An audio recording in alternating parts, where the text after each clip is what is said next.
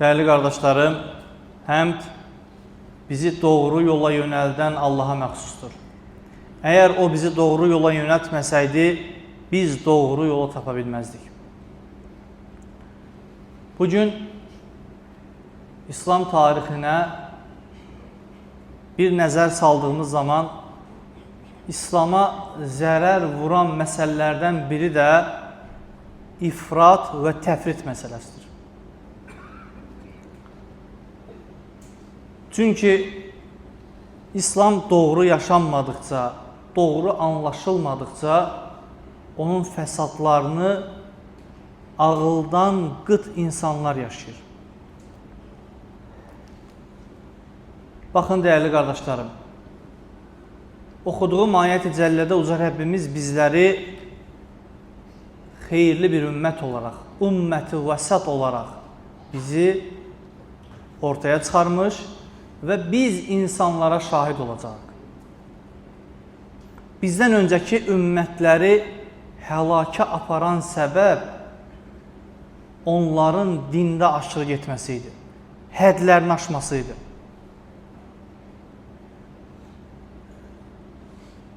Və ayət-i cəllədə də uca Rəbbimiz "Yə əhləl kitəb, la təğlu fi dinikum" deyir. Ey kitab əhli, ey kitab əhli, dininizdə həddi aşmayın. Həddi aşmağın fəsadları nələrdir qardaşlar? Həddi aşmağın fəsadları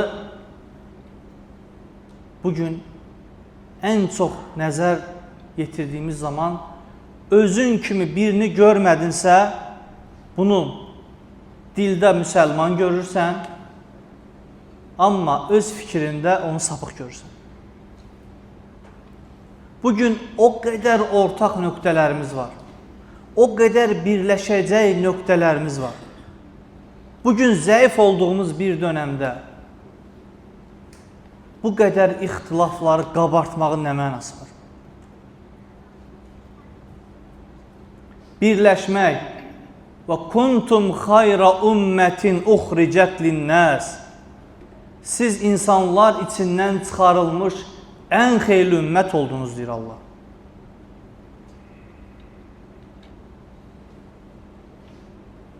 Bu qədər İslamın bizləri birləşdirdiyi, bu qədər gözəl məziyyətlər olduğu halda biz ya ifrada qaçırıq, ya da təfritdə oluruq.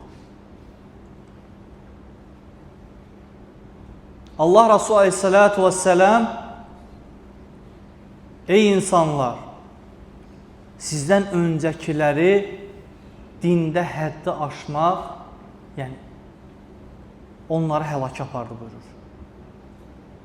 Baxın qardaşlarım, ifrat, təfrit, bir də mötədilliyi bu cür isar edir. Birincisi, baxaq, möminlərin əmiri olan Ali radiyallahu anhə. Həzrət Əli haqqında 3 fikirli insan var. Birinci qism, Həzrət Əlini çox sevənlər.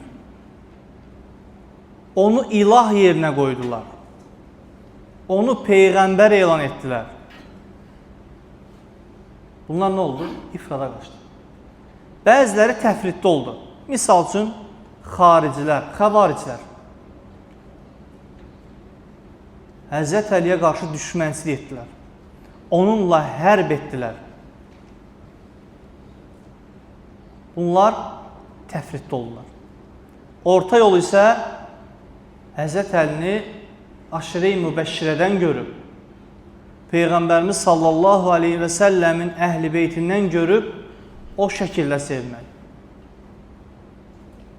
Ən orta yol budur. Bir başqa misal, ifrat, təfrit və mötədilliklə bağlı. Qədər məsələsi. Bir qism oldu ki, qədəri tamamilə inkar etdilər. Mötəzilə kimi. Dedilər ki, qədər yoxdur. Qədərə inanmaq yoxdur. Qul öz feilinin xaliqidir.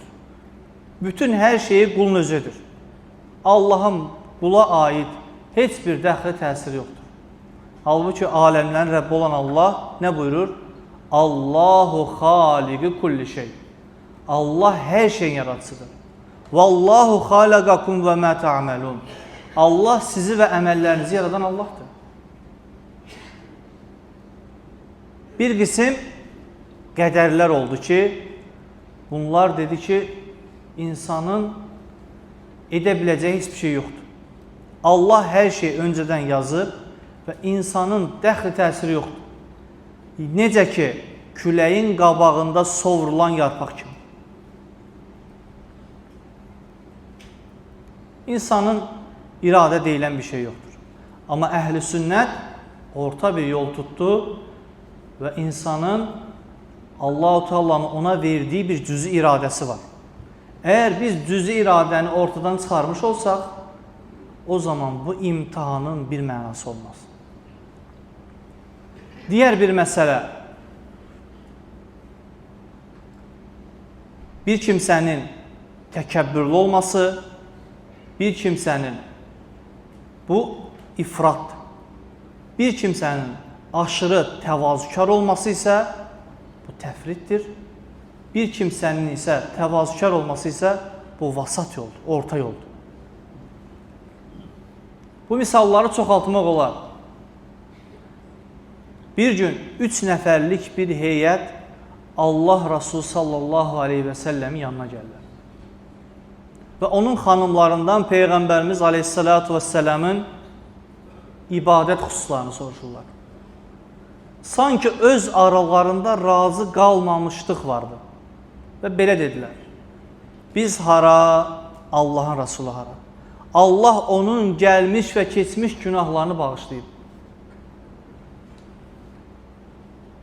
Bəzi dedi ki, mən bundan sonra daha yatmayacağım, gecə ibadət edəcəm, namaz qılacam. Bəzi dedi ki, mən bundan sonra ancaq oruc tutacam. Yəni buna visal orucu deyilir, yəni iftar açmadan davamlı şəkildə oruc tutmaq, buna visal orucu deyilir. Və bəzi dedi ki, daha artıq mən evlənməyəcəm. Və Allah Resulü aleyhissalatu vesselam bunu eşidir və soruşur ki, bunları danışan sizsinizmi? Və Peyğəmbərimiz aleyhissalatu vesselam bunun arxasınca onlara irad bildirir. Deyir, içinizdə Allahdan ən çox qorxanınız mənəm. Mən bəzən yataram, bəzən ibadət edərəm. Bəzən yeyərəm, bəzən iftar edərəm. Oruc tutaram. Və mən evlənərəm buyurur. Və arxasınca buyurur ki, kim mənim sünnəmdən üz çevirərsə, bizdən deyil buyurur. Ona görə yaşantımız Allah Resulü aleyhissalatu vesselamın həyatına uyğun olmalıdır. Hər şeyi həddi aşmadan, normaldan artıq olmayacaq dərəcədə etmək lazım. Və yaxud da ifrat, təfrid və vasata bir başqa misal verək. Bir kimsəni həddindən artıq sevmək bu ifratdır. Bir kimsəyə də düşmənlik etmək yeni ifratdır. Onun üçün də Allah Resulü aleyhissalatu vesselam orta qızılı tutub. Nə buyurur? Əhbib habibəkə həvnəmmə. Sevdiyini orta sev. Ölçülü sev. Bir gün düşmənin olar. Düşməninə də ölçülü bir düşmənlik et ki, bir gün dostun var. Həyatımızda var. Dünən səndən düşmənçilik edən, bugün sənin dostun var. Sevdiyin kimsəyə də bütün sirlərini versən, o sabah sənin düşmənin olduğu zaman bütün sirlərini ifşa edəcək. Ona görə də həyatımızı ölçülü yaşamalıyıq. Rəbbim bizləri ümməti vasatdan eləsin. Amin.